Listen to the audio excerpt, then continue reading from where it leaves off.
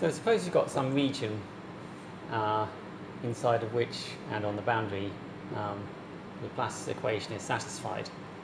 Then there's two properties that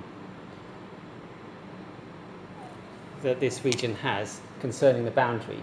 The first is that once you specify the conditions on the boundary, there's only one possible solution inside. So you've got the boundary conditions, there's only one possible solution inside.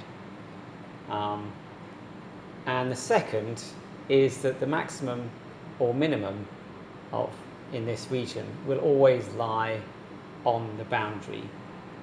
Now, it's possible to prove these mathematically, but actually, if you think in terms of a physical object and temperature, then these are sort of intuitively obvious.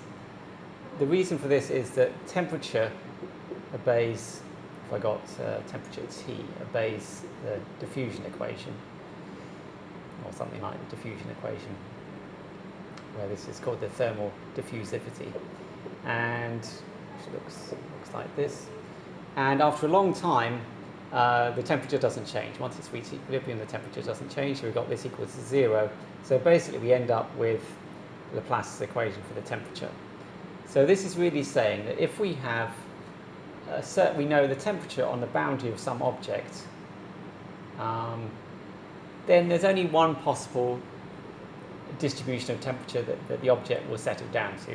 We can't really imagine it settling down to more than one.